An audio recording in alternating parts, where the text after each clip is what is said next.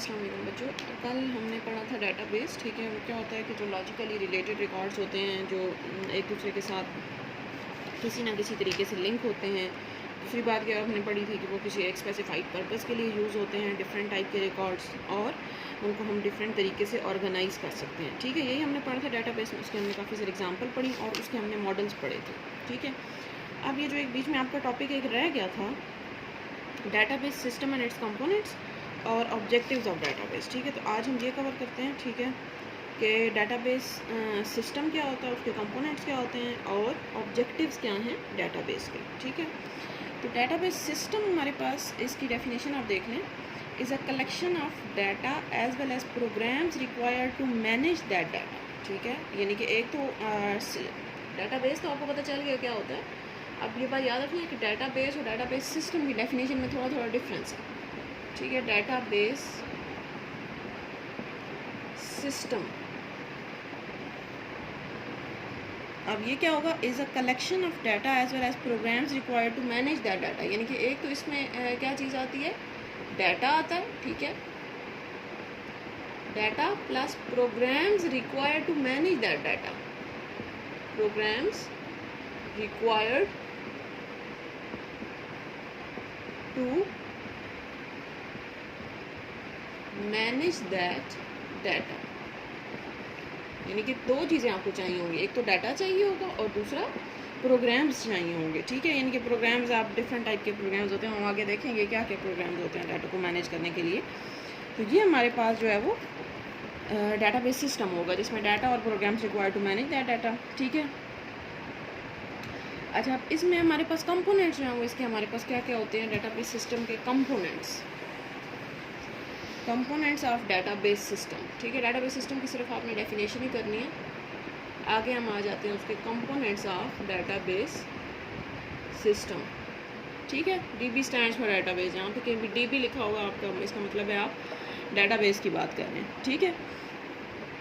सबसे पहला कंपोनेंट है हमारे पास डाटा, ठीक है। ज़ाहिर आप डेटाबेस सिस्टम की हम बात करें तो पहला कंपोनेंट तो डाटा ही होगा ना, ठीक है, कि जब तक डाटा नहीं होगा तब तक आपका डाटाबेस सिस्टम नहीं बन सकता, ठीक है। तो data is most important component of database system. Data is the collection of facts stored in the database. ये वही उसकी डेफिनेशन आप लिखेंगे, आप सिंपल लिख देंगे, it is the first component of database system, ठीक है। और वो इसकी डेफिनेशन आप बता देंगे, डेफिनेशन इसकी वही है, डाटा की डेफिनेशन क्या होती है, facts and figures related to some entity, ठीक है। वही हमने पढ़ी थी डाटाबेस की डाटा की डेफिनेशन, ठीक है। तो यहाँ पे भी डाटा की डेफिनेशन वही होगी, ठीक है। तो सबसे पहला जो है वो आपके पास जो कंपोनेंट होता है डाटाबेस सिस्टम का, वो क्या होता है, डाटा, ठीक है। सेकेंड हमारे पास जो इसका कंपोनेंट है वो हमारे पास है हार्डवेयर। सेकेंड कंपोनेंट क्या है, हार्डवेयर, ठीक है। हार्डवेयर क्या होता है, physical component of computer. Hardware की भी डेफिनेशन आप पढ़ चुके हैं, ठीक है। यानी कि अब डाटाबेस सिस्टम हमने बनाना है, कंप्लीट हमें सिस्टम चाहिए, तो सिस्टम में ज़ाहिर हमें डाटा भी चाहिए होगा। उस डाटा का हार्डवेयर, ज़ाहिर वो किसी डाटा किसी न किसी कंप्यूटर के ऊपर आपने स्टोर करना है, तो उस कंप्यूटर के ऊपर कोई भी जो जिस कंप्यूटर के ऊपर आप स्टोर करेंगे वो कंप्यूटर किसी न किसी कोई ना कोई हार्डवेयर डिवाइसेस के ऊपर कंसिस्ट करेगा, जैसे कीबोर्ड हो गया, माउस हो गया, उसकी मेमोरी हो गई, ठीक है। इसके अलावा दूसरी सेकेंड हार्ड डिस्क हो गई, ठीक है। बहुत सारी चीज़ें हो जाएंगी, ठीक है। तो वो हार्डवेयर है, सेकंड कंपोनेंट जो है वो क्या हो जाएगा, हार्डवेयर, ठीक है। तो हार्डवेयर की डेफिनेशन तो वही होगी, क्या होता है hardware, physical components of computer is called hardware, ठीक है। और हार्डवेयर इसमें हमारे पास कौन कौन से हार्डवेयर आ सकते हैं, ये आपकी बुक के ऊपर लिखा हुआ है। सेकेंडरी स्टोरेज हो सकती है, ये सारे हम पीछे पढ़ चुके हैं फर्स्ट ईयर में। सेकेंडरी स्टोरेज यानी कि आपकी हार्ड डिस्क आ जाएगी सेकेंडरी स्टोरेज में, ठीक है। आईओ डिवाइसेस हैं, आईओ डिवाइसेस किसको कहते हैं, इनपुट आउटपुट डिवाइसेस को। इनपुट डिवाइसेस कौन कौन सी हैं ये भी आपको पता होना चाहिए, कीबोर्ड है, माउस है, ठीक है, जो आपका स्कैनर हो जाएगा, आपका माइक्रोफोन हो जाएगा, और आउटपुट डिवाइसेस आपकी प्रिंटर हो जाएगा, आपका स्पीकर हो जाएगा, मॉनिटर हो जाएगा, ठीक है, प्लॉटर हो जाएगा। ये आउटपुट डिवाइसेस हैं। इसके बाद थर्ड है आपके पास प्रोसेसर यानी कि सीपीयू, ये भी हमने बड़ी डिटेल में पढ़ा है, इसके सारे पार्ट्स पढ़े हैं आपके चैप्टर नंबर 5 में फर्स्ट ईयर के। और लास्ट है हमारे पास मेन मेमोरी। मेन मेमोरी भी हम पढ़ चुके हैं, वो क्या होती है, रैम और रोम, ठीक है। अच्छा, ये बात याद रखनी है, फर्स्ट ईयर में आपने जो जो पढ़ा वो सारी आपकी बेसिक्स थी, ठीक है। और यहाँ पे आप जो जो पढ़ रहे हैं वो अब आपको जब भी हम किसी एक चीज़ का नाम लेते हैं तो आपको वो चीज़, वो बेसिक्स याद होंगी तो हम आगे चलेंगे, ठीक है। अब आपकी एडवांस जो है वो कंप्यूटर सिस्टम स्टार्ट हो गया है, ठीक है। तो आगे आप थर्ड ईयर में या फोर्थ ईयर में या कहीं पे भी कंप्यूटर पढ़ते हैं तो आपको ये बेसिक्स जब तक नहीं आएंगी तब तक जो है वो आप उसको समझ नहीं सकेंगे। कोई भी लाइन लिखी हो जाए, आप हर बुक में थर्ड ईयर में जाते हैं, फोर्थ ईयर में, अभी सेकंड ईयर में भी देखें, अब किसी भी हर टर्म को बार बार एक्सप्लेन थोड़ी किया जाएगा। अब जैसे आईओ डिवाइसेस हैं तो उसको एक्सप्लेन नहीं किया गया कि आईओ डिवाइसेस क्या होता है, तो या क्यों नहीं किया गया, क्योंकि उनको पता है कि आप फर्स्ट ईयर में ये पढ़ चुके हैं, ठीक है। तो आपको ये वाली डेफिनेशन सारी पहले से आनी चाहिए, ठीक हो गया। अच्छा, थर्ड जो है वो हमारे पास है इसका कंपोनेंट सॉफ्टवेयर।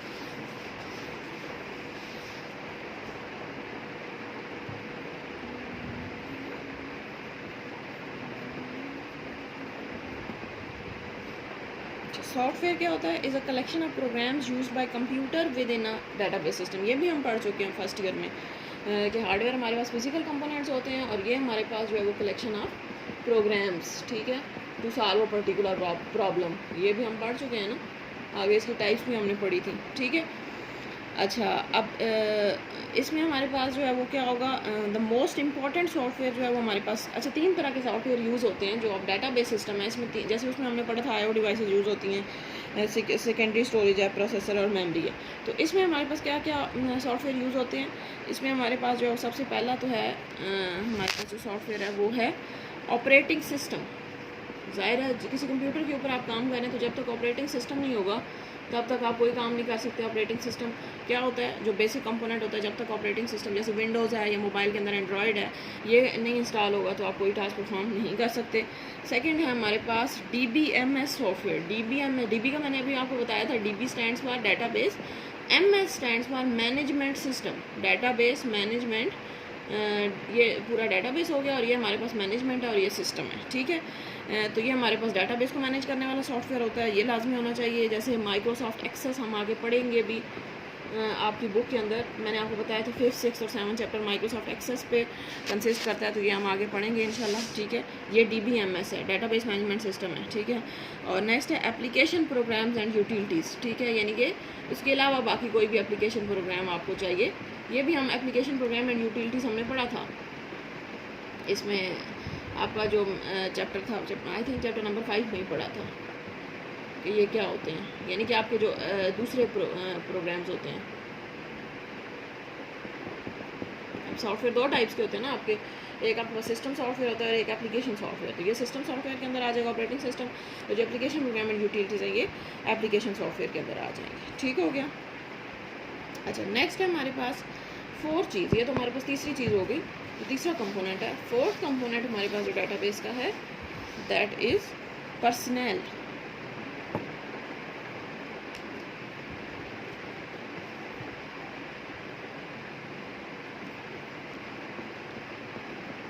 पर्सनल कहते हैं लोगों को, ठीक है, जो पर्सन से निकला है ये, ठीक है, तो ये लोगों को कहते हैं। अब ज़ाहिर है हमारे पास एक कंपोनेंट डाटा भी आ गया, ठीक है, आपके पास हार्डवेयर भी आ गया, सॉफ्टवेयर भी आ गया, सारी चीज़ें आ गई, लेकिन जब तक उनको यूज़ करने वाले लोग नहीं होंगे तब तक कोई फ़ायदा तो नहीं है ना इन चीज़ों का, ठीक है। कंप्यूटर का तब तक कोई फ़ायदा नहीं है जब तक इनको यूज़ करने वाले लोग नहीं मौजूद। तो इसलिए ये हमारे पास जो है वो इसका चौथा और इम्पॉर्टेंट कंपोनेंट होता है पर्सनल। और इसमें लिख लें, डेफिनेशन में आप लिख लें people related to database system, ठीक है, यानी कि जो पीपल जिनका टास्क काम होगा, ज़ाहिर अब हर बंदा तो नहीं होगा ना इसमें, सिर्फ वही होगा जिनका टास्क होगा, काम होगा डाटाबेस के साथ, ठीक है, रिलेटेड टू डाटाबेस सिस्टम, ठीक है। अब इसमें कौन कौन से पीपल आ जाते हैं? डाटाबेस एडमिनिस्ट्रेटर आ जाता है, एप्लीकेशन प्रोग्राम आ जाते हैं और एंड यूज़र आ जाते हैं। पहला आपके पास क्या है? Database administrator. ये हम आगे भी इनकी डेफिनेशन थोड़ी डिटेल में पढ़ेंगे, ठीक है। तो अभी थोड़ा सा कर लेते हैं। डाटाबेस एडमिनिस्ट्रेटर कौन होता है? जो कि जिसकी जो पूरे डाटाबेस के लिए रिस्पॉन्सिबल होता है, ठीक है, यानी कि होल डाटाबेस रिस्पॉन्सिबिलिटी जो है वो रिस्पॉन्सिबिलिटी यानी कि पूरे डाटाबेस की रिस्पॉन्सिबिलिटी हमारे पास डेटाबेस एडमिनिस्ट्रेटर के पास होती है। यानी कि डेटाबेस में कोई भी चीज़, कोई एरर आ जाता है, कोई वो डेटाबेस को मॉनिटर करना, ठीक है, ये आप लिख लें इसमें, मॉनिटर करना डेटाबेस को, यानी कि पूरे का पूरा डेटाबेस हैंडल करना। डेटाबेस में कोई एरर आ जाएगा, कोई मसला आ जाता है, डेटाबेस में कोई नई चीज़ डालनी है, कुछ निकालना है, कोई भी टास्क परफॉर्म करना है, तो वो कौन करेगा? Database administrator. ठीक हो गया। दूसरी चीज़ जो है वो दूसरा हमारे पास जो बंदा होता है, एक तो डेटाबेस एडमिनिस्ट्रेटर हो गया, यानी कि वो पर्सन होगा जो कि जिसने कोर्स किया हुआ होगा डेटाबेस का, कंप्यूटर के फील्ड से रिलेटेड होता है। ठीक है। अब ये फेडरल की ये जो इदारे होते हैं, ठीक है, जैसे आपकी कोर्ट हो गई या कोई भी इदारा है, ठीक है, तो आप देखें अगर उनमें जैसे जॉब्स आती हैं, अगर अखबार आप लोग पढ़ते हैं तो जॉब्स आती हैं, तो एक ये प्रॉपर ये जॉब होती है डेटाबेस एडमिनिस्ट्रेटर की। ठीक है। तो वो ऐसा पर्सन होता है जिसने ये डेटाबेस के अंदर मास्टर्स किया हुआ होता है। डेटाबेस, अब ये हम जो भी चीज़ें पढ़ रहे हैं ना, अब जैसे डेटाबेस हम पढ़ते हैं, ऑपरेटिंग सिस्टम, ये आगे जाके पूरी फील्ड है। ठीक है। यानी कि आप इनके अंदर एमफिल कर सकते हैं, इनके अंदर रिसर्च कर सकते हैं, मास्टर्स कर सकते हैं। ठीक है। तो आप डेटाबेस एडमिनिस्ट्रेटर कौन बंदा होगा? जिसको डेटाबेस के बारे में सारी नॉलेज होती है। ठीक है। तो वो फिर किसी भी सिस्टम का जो है वो डेटाबेस रन कर सकता है, उसको डेटाबेस एडमिनिस्ट्रेटर कहते हैं। ठीक है। सेकंड है एप्लीकेशन प्रोग्रामर्स। एप्लीकेशन प्रोग्रामर्स, अब ये भी कोई पर्सन ही होंगे, ठीक है ना, कोई लोग ही होंगे जो कि एप्लीकेशन प्रोग्रामर वर्ड है। ठीक है। प्रोग्राम नहीं लिखना, प्रोग्रामर, यानी कि वो बंदा जो कि प्रोग्राम बना रहा है। ठीक है। अच्छा, application programmer, right application programs. ठीक है। राइट प्रोग्राम्स, यानी कि ऐसे लोग जो कि प्रोग्राम्स लिखते हैं। अब प्रोग्राम्स हमारे पास डिफरेंट लैंग्वेजेस में लिखे जाते हैं। ठीक है। Write programs to access database. Access data, यानी कि डेटाबेस को एक्सेस करने के लिए जो प्रोग्राम्स जो पर्सन लिखेंगे उनको हम क्या कहेंगे कि ये हमारे पास कौन है? एप्लीकेशन प्रोग्रामर्स हैं। ठीक है। और थर्ड है हमारे पास एंड यूज़र। एंड यूज़र कौन होगा? अब जैसे हमारे पास डेटाबेस एडमिनिस्ट्रेटर भी आ गया जिसने डेटाबेस को मैनेज करना है, उसके लिए एप्लीकेशन प्रोग्राम लिखने वाली भी आ गए जिन्होंने वो डेटाबेस को मैनेज करने के लिए प्रोग्राम्स लिखने हैं। ठीक है। तो थर्ड जो हमारे पास है वो है एंड यूज़र। एंड यूज़र किसको कहते हैं? ऐसा पर्सन जो कि यूज़ करेगा आपके डेटाबेस को। ठीक है। End users are people who use application programs to perform different task. ठीक है। People who use application programs, यानी कि जिन्होंने एप्लीकेशन प्रोग्राम या डेटाबेस भी लिख सकते हैं, एप्लीकेशन प्रोग्राम्स एंड डेटाबेस, यानी कि वो लोग जो यूज़ करेंगे। अब जैसे हम लोग हैं, अब जैसे मोबाइल के अंदर व्हाट्सएप है। ठीक है। अब इसके पीछे एक पूरा डेटाबेस है जहाँ पे आपके मैसेजेस सारी से स्टोर हो रही हैं। ठीक है। इसी तरह इसका एक एप्लीकेशन प्रोग्राम, ये जो सामने आपको चीज़ नज़र आ रही होती है ना व्हाट्सएप पे, जैसे आपने ग्रुप बनाने के लिए आप क्लिक कर सकते हैं, आप किसी को मैसेज करने के लिए आप, यानी कि जो सामने इंटरफेस आपको नज़र आ रहा है, इसको हम एप्लीकेशन प्रोग्राम कहते हैं। ठीक है।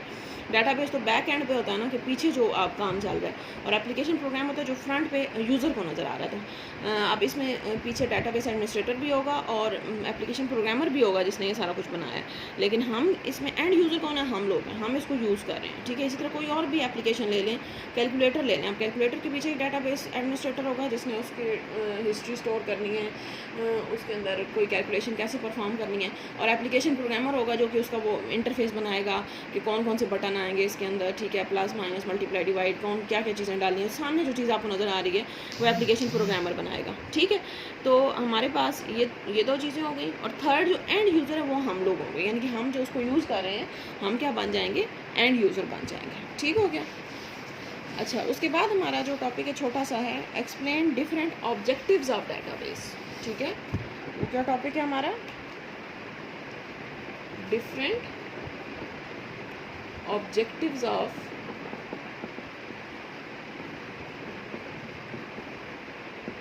डेटाबेस। ठीक है। सबसे पहला ऑब्जेक्टिव है data integration.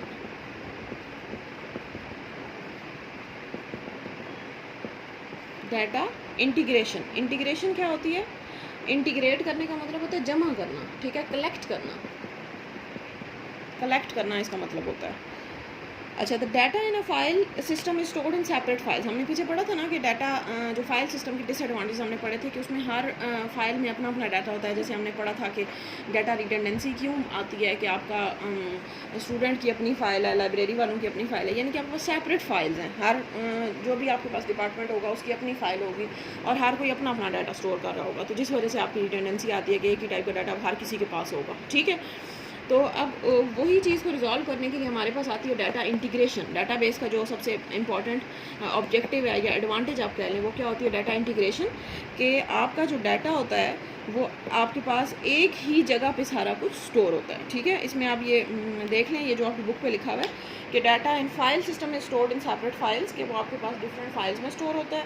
It is very difficult to access data stored in separate and independent file, कि आपके पास जब ज़ाहिर है जब सेपरेट फाइल्स में होगा तो वो एक्सेस आप आसानी से नहीं कर सकते। तो जो ऑब्जेक्टिव है डाटाबेस का, वो इस प्रॉब्लम को रिजॉल्व करना है कि डाटा इन डाटाबेस में भी located at different computers physically, but it is connected through data communication links, ठीक है।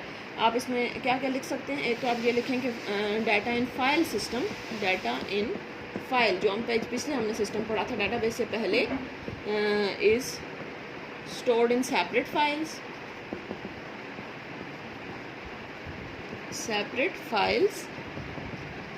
which is difficult to access, ठीक है, जो कि एक्सेस करना आपके लिए मुश्किल होता है, ठीक है। तो दैट इज़ वाई जो डाटाबेस होता है, database stores data at one place, यानी कि डाटाबेस जो वो एक ही जगह पे डाटा स्टोर करता है, इंटीग्रेट करता है, डाटा को कलेक्ट करता है। इंटीग्रेट का मतलब ये है एक जगह पे स्टोर करता है, वन प्लेस पे स्टोर करेगा, ठीक है। तो अब वन प्लेस पे स्टोर करने का ये मतलब नहीं है कि एक ही कंप्यूटर पे होगा, ठीक है। इसमें एक वर्ड यूज़ हुआ है नॉट फिजिकली, यानी कि ज़रूरी नहीं है कि वो फिजिकली एक ही कंप्यूटर के ऊपर स्टोर हो, ठीक है। हो सकता है कंप्यूटर के ऊपर ना आए, ठीक है, बट कनेक्टेड, यानी कि ज़रूरी नहीं है कि वो फिजिकली स्टोर हो। लेकिन वो कैसे हम कहते हैं कि वो एक कंप्यूटर के ऊपर एक जगह पे स्टोर है? कि वो कनेक्टेड होता है, कनेक्टेड थ्रू इंटरनेट, या आप लिख लें कम्युनिकेशन लिंक्स। हम कम्युनिकेशन चैनल हमने पढ़े थे ना, डिफरेंट टाइप के कम्युनिकेशन चैनल होते हैं, तो कम्युनिकेशन लिंक्स, ठीक है। तो ये इसके अंदर आप डाटा इंटीग्रेशन के अंदर लिखेंगे कि जो फाइल सिस्टम है उसमें डाटा सेपरेट फाइल्स में स्टोर होता है, इस वजह से उसको एक्सेस करना डिफिकल्ट होता है आपके लिए। लेकिन जो डाटाबेस होता है वो एक ही जगह पे डाटा स्टोर करता है, और एक जगह का ये मतलब नहीं है कि एक कंप्यूटर के ऊपर स्टोर करता है, वो बेशक डिफरेंट कंप्यूटर्स के ऊपर हो, डिफरेंट जगहों पर स्टोर, और ये भी नहीं है कि वो एक ही कमरे के अंदर हो या एक ही बिल्डिंग के अंदर हो। ऐसे भी हो सकता है कि आधा डाटा मेरे पास यहाँ फिर पिंडी में, आधा लाहौर में, ऐसे भी हो सकता है। लेकिन डाटाबेस क्या करेगा? वो उनको आपस में कनेक्ट कर देगा, ठीक है। अब वो कनेक्ट कैसे करता है कि हम आगे जो है वो थोड़ी ज़्यादा डिटेल में पढ़ेंगे, फिलहाल आपको सिर्फ इतना ही पता होना चाहिए, वो डाटा आपका कनेक्टेड होता है, ठीक है। Second most important advantage of database या objective of database is data integrity. Data integrity, integrity means reliability, ये हम पीछे भी पढ़ चुके हैं जब हमने पढ़ा था। मैंने आपको बताया था ना कि वही वाली सारी चीज़ें जब हम फाइल सिस्टम की डिसएडवांटेज पढ़ रहे हैं, वही सारी चीज़ें हमारे पास डाटाबेस के एडवांटेज बन जाएंगे, ठीक है।